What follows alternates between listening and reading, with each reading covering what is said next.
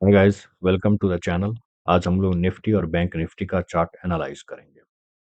Last week Nifty और bank Nifty दोनों में हमारा एक बुलिश व्यू था, पर मंडे मार्केट ने गैप अप ओपनिंग दिखाई और उसके बाद से एक कंटिन्यूस सेलिंग प्रेशर। चलिए फर्स्ट हम निफ्टी एनालाइज करेंगे एंड देन बैंक निफ्टी। अगर हम वीकली चार्ट पे चलें तो वीकली चार्ट में निफ्टी पिछले 4-5 वीक से एक टाइट रेंज में कंसोलिडेट कर रहा। अगर हम similar kind of pattern past में चेक करें, यहाँ भी मार्केट ने करीब 10-11 वीक का टाइट कंसोलिडेशन दिया और उसके बाद इसने एक ब्रेकआउट रैली दिखाई। ये एक पर्टिकुलर रेड कैंडल ये इलेक्शन रिजल्ट डे का कैंडल है। सिमिलरली यहाँ देखें तो 6-7 वीक का कंसोलिडेशन है और उसके बाद एक डाउनवर्ड रैली। सिमिलरली यहाँ भी करीब 7-8 वीक का कंसोलिडेशन है और उसके बाद ऊपर की साइड एक अच्छी खासी रैली। तो सिमिलर काइंड ऑफ पैटर्न हमारा निफ्टी में बन रहा। तो इस केस में अगर हम लेवल्स की बात करें तो 25-200, 25-200 और डाउन साइड की बात करें तो 24-400, ये दोनों लेवल्स काफ़ी इंपॉर्टेंट लेवल्स हो जाते हैं। चलिए हम डेली चार्ट पे चलते हैं। डेली चार्ट में मार्केट ने अराउंड 25-200 जोन से एक सेलिंग प्रेशर दिखाया। Friday due to Israel Iran tension market काफ़ी गैप डाउन खुला, पर मार्केट क्लोज होते होते इसने एक अच्छी खासी रिकवरी दिखाई। चलिए हम 15 मिनट चार्ट पे चलते हैं और डिफरेंट सिनारियो कवर करते हैं।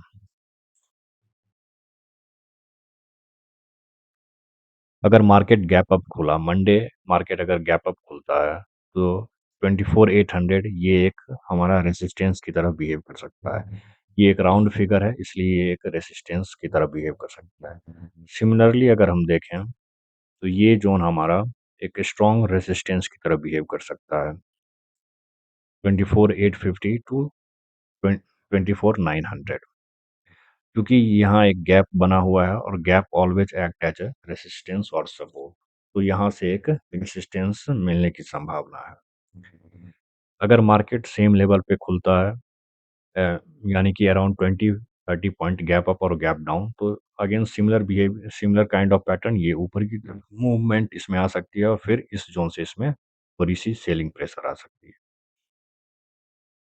अगर हम गैप डाउन की बात करें तो गैप डाउन के केस में हमारे पास दो सिनारियो है। अगर मार्केट 60-70 पॉइंट गैप डाउन खुलता है तो चांसेस है ये 24,800 टू 24,600 ये इस रेंज में कुछ टाइम कंसोलिडेट करे और उसके बाद आइदर ये ब्रेकआउट या फिर ब्रेक डाउन दे।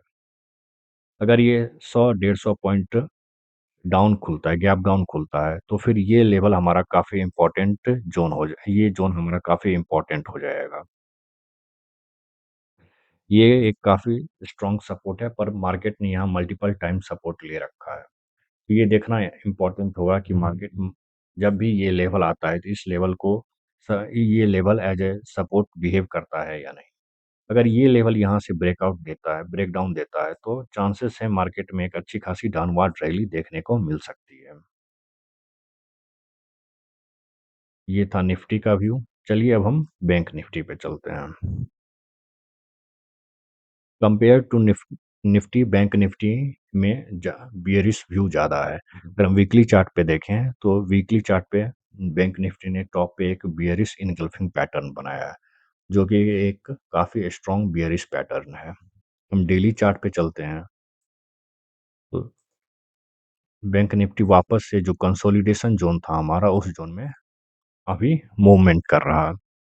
चलिए हम 15 मिनट चार्ट पे चलते हैं और इम्पोर्टेंट रेजिस्टेंस और सपोर्ट जोन मार्क करते हैं।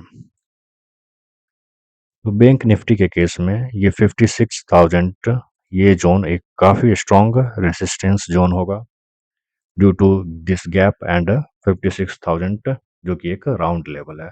सिमिलर साइड अगर हम सपोर्ट की बात करें तो ये जोन हमारा एक स्ट्रॉन्ग सपोर्ट की तरह बिहेव कर सकता है, 55,000 टू 55,200। अगर ये जोन ब्रेकआउट ब्रेक डाउन होता है तो हम फिर हमारे लिए नीचे का ये लेवल 54,400 एक काफ़ी इंपॉर्टेंट लेवल हो। तो ये था निफ्टी और बैंक निफ्टी का analysis. Thanks for joining in.